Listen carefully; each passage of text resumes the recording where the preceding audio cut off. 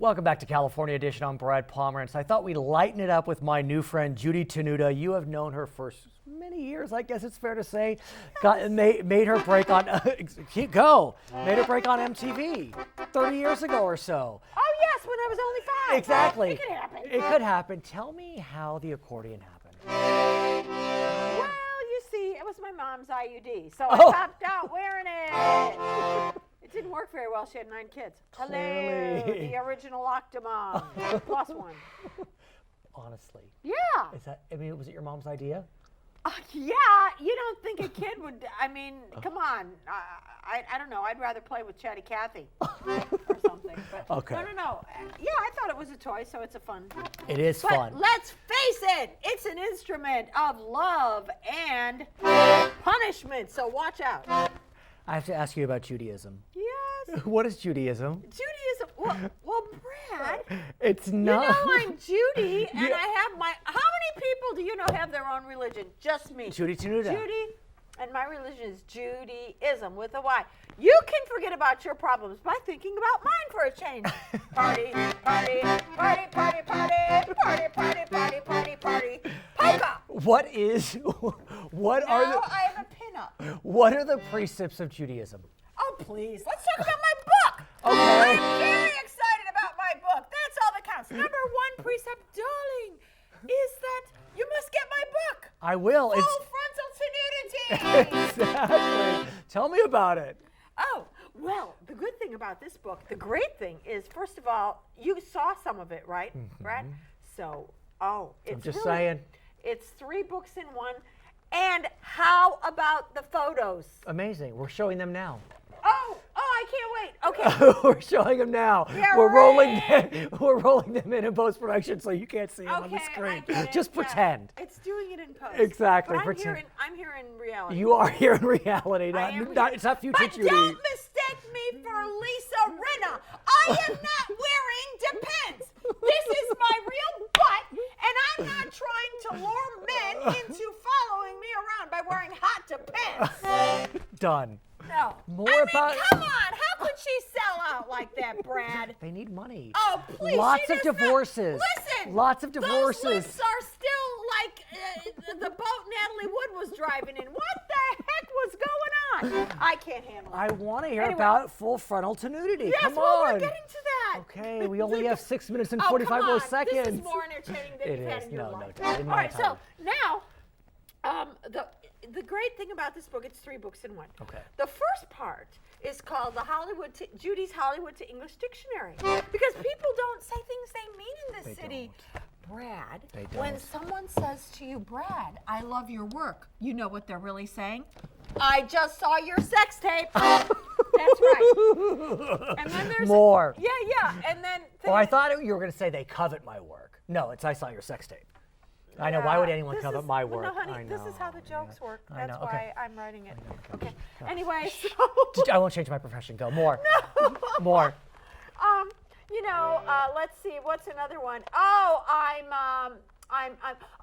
yes. Oh, you know how when you invite someone to a party or something and they go, oh, Brad, I'd love to go, but my plate is so full right now. Yes, see, Kyle, you're in line at Hometown Buffet. They try to act like they're so busy, and So not busy. they do not brush you off, Brad. They shouldn't. That will not The audacity. happen. I had more. One more, and then I want to go back to Judaism. No, let's go to. No.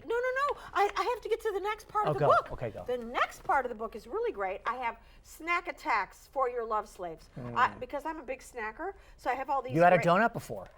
You saw that. Shouldn't Don't tell anyone. I know. I shouldn't tell anyone. Go. I'm really good, though. As you know, I stay petite. I don't do. balloon out. Because otherwise, I'd be like, hey, you guys, I lost weight and crap, but I still got a blowhole. Don't get mad at me, Brad, or I'm going to sing the national anthem. Oh, it's too late. Part I 2. wonder who that was. I can't imagine. Starts with an Yeah, R, I know. ends with Ozan. It starts with an R, ends with Ozan. Go. Oh, and the third part, instead of just calling it love advice because, I'm sassy. I'm Yes. calling it 40 ways to breed a love slave. Oh, my. Yeah, so I give you all these great tips. Whether you're a man or a woman, it's good. It's really great advice. And here's the best part. As I was saying about all the photos, the photos are awesome. You know that. I'm not just We're saying rolling that. them in They the look- future. it's almost- in the future. It's almost like a video. It's like a little video as you look at it. How did you do and that? here's well, this is what I want to say. Go. Even if you're illiterate, you could love this book because you could just look at And the so many of us Hello, are. 1/3 of the USA. Exactly. Not so Sad. much in China, No. but here. Yeah, it's a bit sad. But I have to ask you, I know I Yes, keep Brad. going about it. I want to sit on your lap Okay, now. come. Because as you know, you're a studsicle. Now I have to sing to you. What would my wife say? Oh, she'd say, save the other knee for me. Exactly. I Okay. want a guy with a mobile home who has an extra Y chromosome, who retains water in his head and then rides me horsey back like Mr. Ed.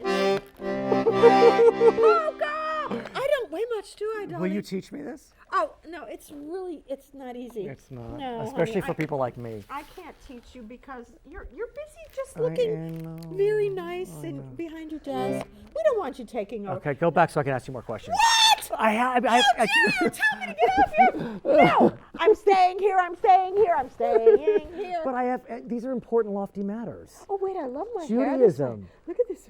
We have to talk about Judaism. Yes, it's very important to have high cheekbones. Go in back. Judaism. Go. No, I'm telling everybody what to do. Okay, here's my If you want question. to join my religion, So, you should have good but cheekbones. because you have your own religion Yes, called dear. Judaism, Yes. do you marry people? I am See? so glad you asked that. Exactly. Okay, Back. So let's go back over here. Okay. Yes, I am an ordained minister. That's why I Brad. wanted to ask you. That's right. I'm an ordained minister. And when I do my live shows, there's always someone that needs to be married. And the goddess makes sure that they are married. Now, I'm especially excited because our president, Obama, came out in favor of marriage equality. Who would have So, thunk? that was very brave, and so we applaud him for that. And you would not believe how many, women to women and men to men.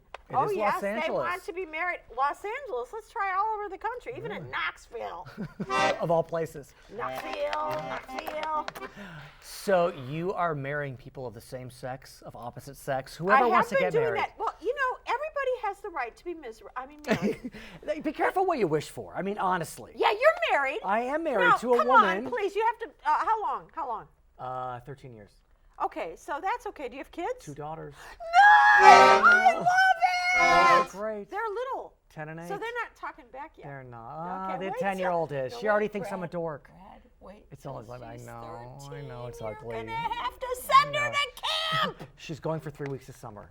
Okay, that's what See? you got to do because 13.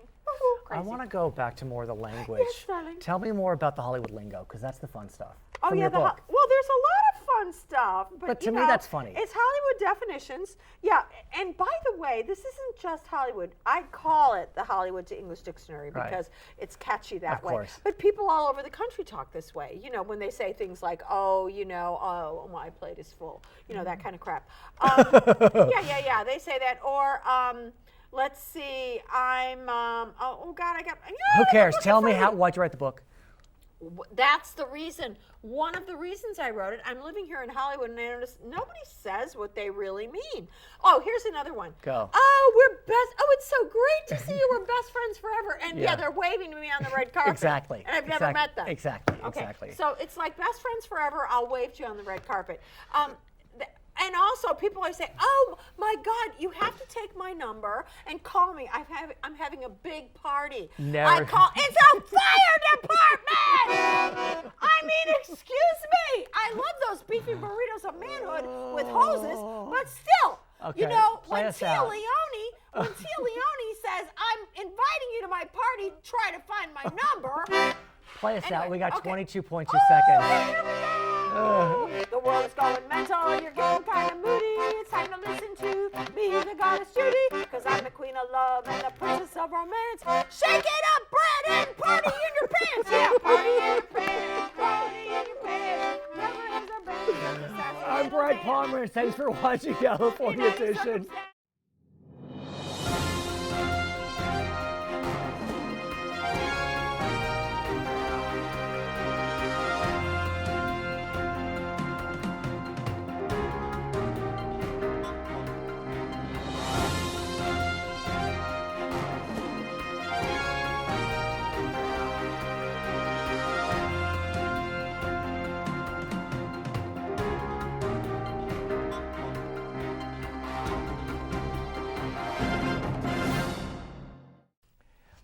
Welcome to California Edition. My name is Brad Pomerance. I'm glad you're with us. Our guest today is Cammy Cotler. She has done so much with her life. You probably know her most from her work as a child. She played Elizabeth on the Waltons, which I watched religiously in the 1970s and 1980s. Since then, she has become the founding, done much more between then, but currently she has become the founding principal of the Environmental Charter Middle School. We've talked about that on this program.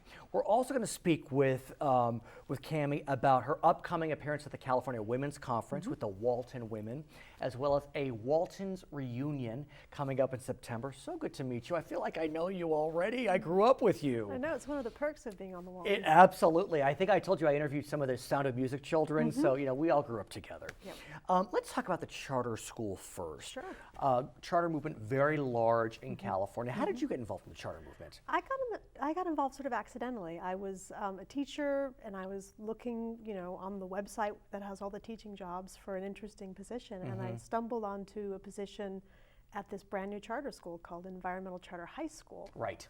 And then when my son was little, he was going to the very good public local elementary school, but just not happy. And so I started looking for alternatives for him, and ended up meeting some parents who were starting a charter elementary, a K-8, right, not too far from where I live, and ended up helping open Ocean Charter School. Right. Oh, yes, I know it. And yes. then ended up being one of the founding co-directors there. It was early days of the charter school movement, so there really weren't that many people around who were qualified to run a charter school. I certainly wasn't, but yet I was somehow, some way. And it was a new enough field and a supportive enough group of people. We were really fortunate with our founding parents that we were able to get it up and running, and it's a flourishing school right now. So where is it? Ocean Charter is on the west side. And what about Environmental Charter? Environmental Charter, which is what I'm doing right now, is we're located in Inglewood. Right. And but we're serving kids from Inglewood and Gardena, and we're actually moving to Gardena in January. We have a brand new facility that's being built as we speak. It is quite a special place. I have seen it. I interviewed your executive director a few months back. What a unique angle, especially living in coastal California, a state that is at the forefront of so much of the environmental movement in the best sense. Tell me about that angle. I think the angle comes from realizing that students need a reason to be engaged in their education. Right. And when you're a kid, it's not really obvious to you why you're learning what you're learning or what the purpose of your learning is. And if you take students and you help them explore what problems and challenges are facing their communities and their neighborhoods, and then you help them research and understand those problems, find solutions, and then teach those solutions out, they start to understand that reading and writing and math and science and history are really powerful tools and making them more effective at making change. And what's nice about your school is it 6-8? Such important years. You either got them or you lose them in junior high. And since you've given them a hook, the environment, their world, I mean, you really can keep them and as they march into high school. And they buy in beautifully. When they come in 6th grade, they still work for love. How do you get in? I know it's so competitive, but how does one get into your charter school? It's the same for any independent public charter school in California, which is you fill in an application. It's a lottery. It doesn't matter where you live. Right. It doesn't matter what your grades are. You just have to be the right age and fill in the application. And we're fortunate that we're a young enough school that you can still get in. No waiting list? Yep, we have a waiting list for upper grades. Okay. But because we are admitting 126 graders, people should definitely come apply because we have space. Let's talk about another passion of yours, women. You are one. I'm one. And I have been to the California Women's Conference. It's quite an event. Even as a gentleman myself, I very much enjoy seeing the powerful women that are Californians. I have 2 daughters, as I mentioned, and I'm married to a woman, so it's great to see women be strong and powerful. It's coming up September 23rd, 24th, actually at the Long Beach Convention Center. We're in our Long Beach Bureau today. And at that event, the Waltons women are coming together. I recently interviewed Michael Learned, who I love her. So but you think you love her? Imagine how I feel. She was your mom. Yeah, I mean, she was She your was my second second mom, mom, no absolutely. doubt. Still is. So still is, no doubt. So tell us about the Women of Waltons Mountain reunion. Well, we're going to have the opportunity at the California Women's Conference to get together, which we love to do. Any excuse. You're still friends? Oh gosh, yeah. Of course. I mean, really, we were together for 10 years. So the minute It's a long time. the minute we're in a room together, it's right Yeah, back to I the mean, old as ways. I said, the Sound of Music kids, they were together for a year. I mean, you were 10 10 years. years. So And, we, you know, and what's the, not, you're all here. You're all with us. Michael's here, the father. yeah, Ralph Waite is still with us. We've sadly and lost the grandparents, but wow, I mean, you're still. Yeah.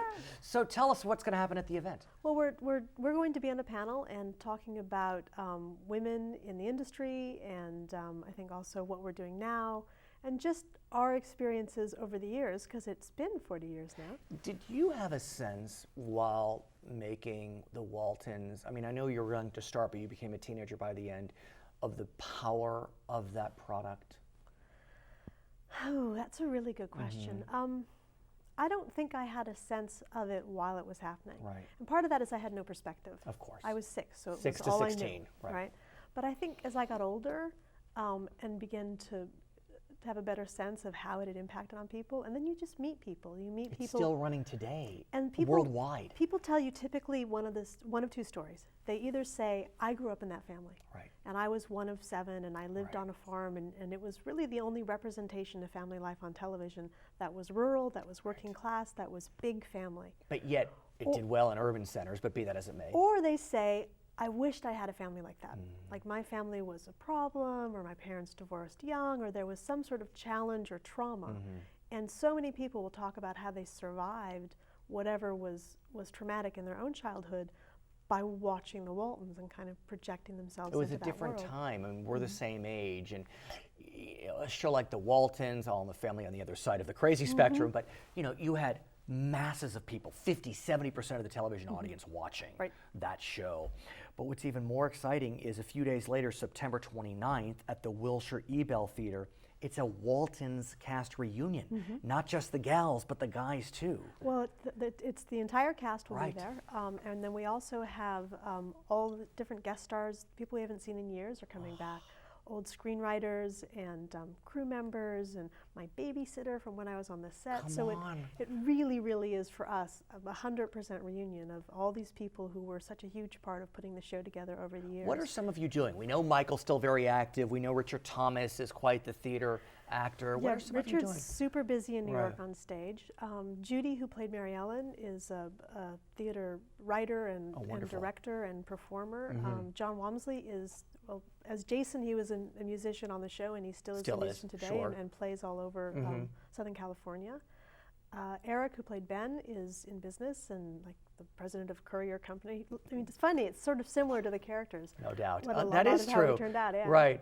So yeah, we're all busy and What did the Waltons do for you? We know what it did for us. What did it do for you? gosh, it exposed me to so many things that I wouldn't have known about otherwise in terms of diversities of people and people from all over the world who were not just cast members but also crew members. It gave me a really phenomenal education in people. It gave me a phenomenal education because instead of being in a traditional school setting, I was in a multi-age schoolroom. But you doing wound crazy up at projects. UC Berkeley. Right. And today, I mean, when parents realize that you're, ooh, wait, that's Elizabeth. Our principal's Elizabeth from the Waltons. How's that for you? It's fine. When I was teaching, it was fine also. I think that the role of teacher and principal are so archetypal that people get over. I always say, if Katy Perry became a high school teacher tomorrow, it'd be 3 days before they'd be like, oh, Miss Perry gave me so much stupid homework. I love it. I love it. Thank you so much for being so active with children's lives, with the environmental movement, with the women's movement, and just providing so much joy and love over the 10 years on the Waltons. Her name is Cammy Cotler. She is principal, teacher, mother, everything on Brett Pomerance. We'll be right back on California Edition.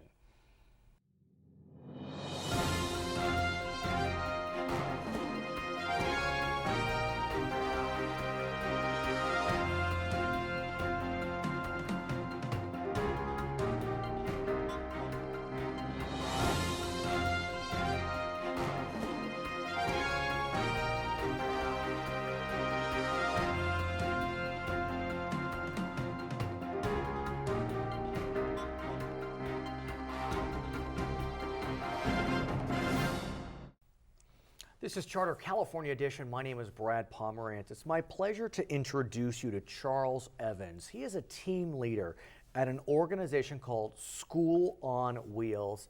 The work they are doing is so critical, so important, especially during these tough economic times. Charles, I want to thank you for joining us. And why don't you tell us a bit about School on Wheels and then your job and the job of your volunteers? Okay. Well, School on Wheels is a 501c3 nonprofit organization. We've been around since 1993, and we were founded by Agnes Stevens, who's a retired teacher of 30 years. And most people think we have this school bus that's retrofitted for That's wheels, what I would but think, that right. is not the case. The volunteers are the heart and the soul of our organization, and those are the persons that go to these shelters and meet with the kids individually and provide them with tutoring service or any other academic services that they need. So let's be specific. Your organization provides tutoring services for children living in homeless shelters. Children's living in homeless shelters, motels, on the streets, or in group foster homes. And sadly, we know that number is rising. There was a census report that came out September 2011. The number of poor children are at its highest level since 1962. Record high numbers for Latinos, for blacks. It is devastating what's happening on the streets of Los Angeles, the streets of Southern California. Yeah, I think that the homeless numbers are definitely rising due to some economic times, but there's always been a large number of homeless children. I think people are just blinded to the fact that they're actually out there.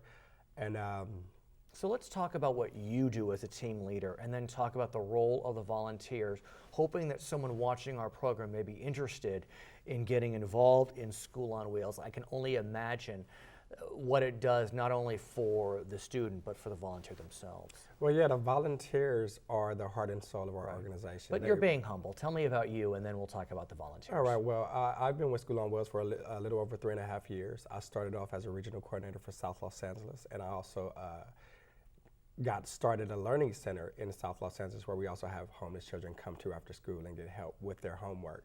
I'm currently a team leader with School on Wheels, so I oversee a couple of our learning centers. We have two. We have one on Skid Row, and we have one in South LA, and I also oversee a couple of our regional coordinator positions as well. So I know that you grew up in South Los Angeles, but I understand you had a very fine upbringing.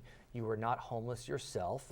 Now, you don't have to be homeless to work for this organization or have been homeless, but I do want to get a sense of why you're doing this. Well, You graduated from Whittier College, where I'm an adjunct professor with a degree in business administration. I mean, you do a lot of things. I can definitely do a lot of things, but I think this is one of the things that has not only a huge impact on just Los Angeles and these kids, but it has a huge impact on society. And I've always been fortunate enough to be blessed to work with certain nonprofit organizations and be affiliated with Reverend Cecil Murray, who sits on our board. We know him well. And he definitely helped, get me the position and help me set up a meeting. And I just love it. I love working with kids. I was actually in the process of becoming a teacher, so I figured, hey, I can actually work with kids, and I can serve my community. Okay, as so a whole. let's talk about the volunteers. As you mentioned, they are the heart and soul of the organization. Absolutely. What exactly do they do, and how does one become a volunteer? Well, the volunteer process is really simple. I mean, you don't have to be a teacher to tutor. Really? We tutor at kindergarten through 12th grade. We have an online orientation process. So basically, you'll submit an application online, and then you watch an online orientation. And after you watch that online orientation, you can then sign up to attend an in-person training, just to get more of an understanding of working with kids in these different circumstances. And so tell me what the volunteer does. If they're accepted into the program, then what happens? The volunteers are typically matched up individually with their own student. So they get one. I mean, they get it's one it's student. almost like a big brother, big sister. Definitely, and we feel that has the most impact on the kids in their situation. A lot of the kids don't have any consistency, so when they have a tutor that shows up every Monday at 4 o'clock, And that's what it gives is. them some So sort of that's the consistency. commitment. That's the Once a commitment week, for 1 Mondays, hour. 4 p.m., 1 hour. Definitely not.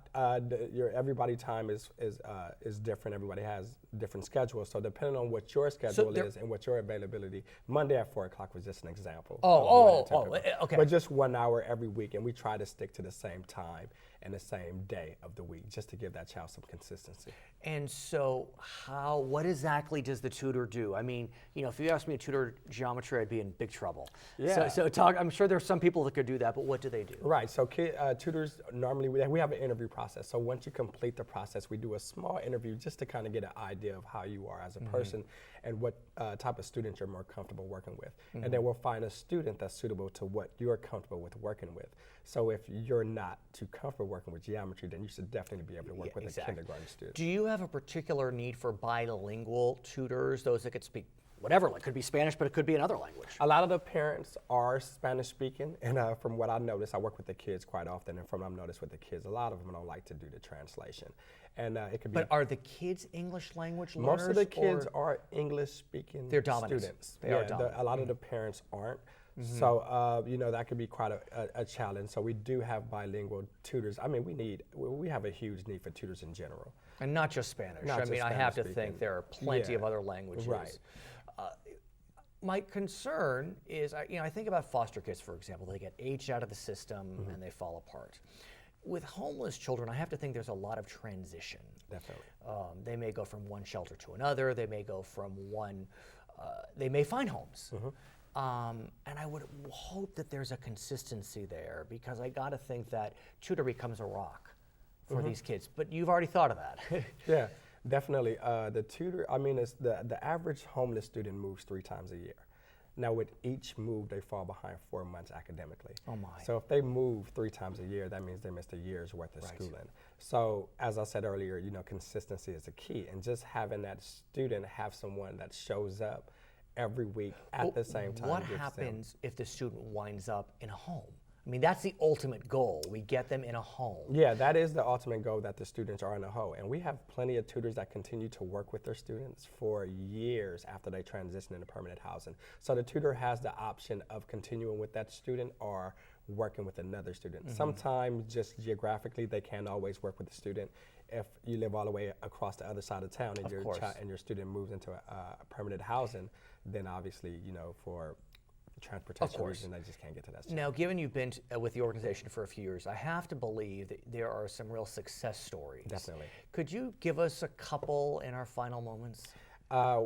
There's definitely a couple we have. Your favorites? There's tons of them. My favorite 2 are a couple of students. One is Angela Sanchez, and she is a current student at UCLA. Oh, and I don't know many people getting into UCLA these days, so keep going. And Angela actually went homeless her senior year in high school. Oh no! And what but happened? she managed. Father got sick or ill and lost his job, and they became homeless and had to move into a shelter. Her father was really into her education and kept her into the same school even though they transitioned. Angela managed to keep a 4.0, and now she's at UCLA. And what she does, she not only sits on our scholarship committee, because we give our scholarship to students that for academic purposes, but she sits on our scholarship committee, but she also recruits volunteers and trains them from UCLA. Unbelievable. What is she studying? Do you know? I'm not sure. It's okay. She's probably younger in age in terms of her career at UCLA. What about the second story? I know Another story is a student that we work with named Khadijah, and she's actually at Harvard right now. Just Harvard. Just Harvard. That's all. And I believe she's finishing up her senior year. She was actually on the Oprah Winfrey show right before she went to Harvard. I feel like I maybe know her story, probably but keep so. going. Her story was huge, and but we actually tutored her, I believe, at 4 different shelters throughout her time transitioning. And a really a hard thing to deal with was the fact that she was at Harvard, and the title in the LA Times was she finally has a home. But I actually ran into her parent and her younger sister that were still in transition and still living on the street while her oldest how are daughter they doing? was at Harvard. Unfortunately, I haven't spoken to them in a while. But that'll be a good But project for me to try to follow there up. you have it. Yeah. I want to thank you, Charles, for so much for joining us. His name is Charles Evans. He is a team leader at School on Wheels. If you want to learn more about that organization, you can go to their website, schoolonwheels.org. My name is Brad Pomerance. We'll be right back on Charter California.